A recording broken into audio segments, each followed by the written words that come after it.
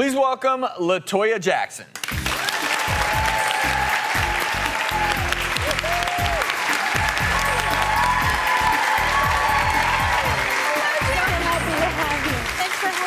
Sit in the Queen's chair there. Yeah, thank you. Hello. You look fantastic. Why, thank you. Yes. I have So a little do green you on guys. like you. I love it. I'm sort of Oh, matching. the green. You guys both look great. I'm in a lucky spot here. You are. No, I love the show. I love it. I love watching it. It's so informative. I was telling the other doctors that backstage. Great show. Well, thank you. Don't you guys learn a lot from this show? That's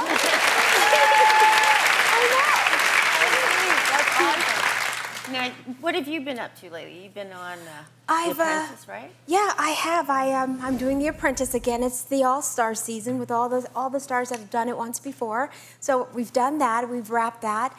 And I'm doing Life with Toya, my own show on the Oprah Winfrey Network. Wow. So that's great. I'm loving that. That's so much fun. You are busy.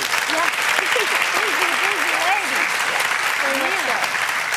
And Toya, one of the reasons we wanted to have you come on the show is because your own father had a recent health scare of his own. Yeah, he did. He had a stroke. But he thought it was just a stroke, but he didn't know what it was actually, but it was 3. Once they did the thing when the CAT scan, and it was 3 strokes that he had right there, and he didn't know what was going on, and he was kind of defiant in a sense that he couldn't move. He couldn't get out of bed. He couldn't move. He couldn't move his arms. He couldn't move anything, actually. Did he speak? And so, yeah, he was able to speak. He made a phone call for someone to come over. He didn't want to go, and finally he opened the door for the person he had called to come and get him and see if he's okay, and he fell right there. He just went to the ground, not completely falling, but just almost, and that's when he says, no, I'm taking you to the hospital. He says, no, I'll be fine, I'll be fine.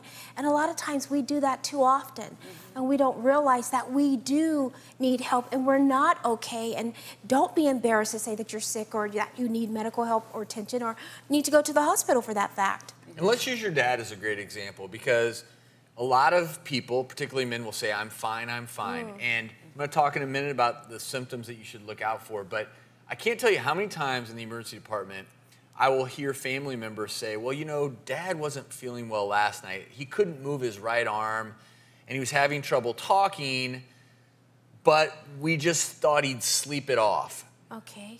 And time is brain. And if someone's having a stroke, and I'm going to explain to everyone what's happening in a stroke. If someone's having a stroke, they need treatment right then and there, especially if it's what's known as an ischemic stroke. So there's 2 types of strokes. There's ischemic strokes and hemorrhagic strokes. What's happening here in this ischemic stroke is the blood supply is blocked by a clot.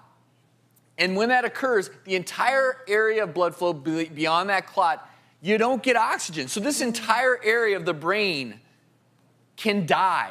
And it's over a matter of hours. So if you get to the hospital soon enough, in some cases, clot-busting drugs can be given. There's a lot of controversy over this, but at a minimum, there are things that can be done to hopefully minimize the damage. Now, in a hemorrhagic stroke, things are a little bit different. In a hemorrhagic stroke, instead of a clot forming, the blood vessel may actually burst, and you literally have hemorrhage, and due to all that blood not flowing where it's supposed to go, but flowing in other areas, you don't get blood flow to this entire area of the brain, so this area of the brain dies.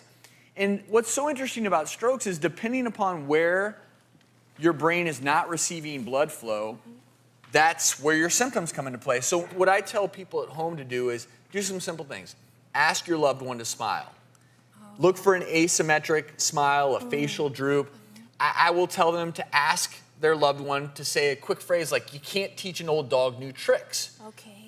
Because speech can be very difficult for people who are having a stroke. And you can also have them, just if they can stand up, hold their arms out, and you might see an arm drift, or you might notice that they're about to fall, they've lost, because losing your balance, losing coordination, visual changes, dizziness, weakness, numbness.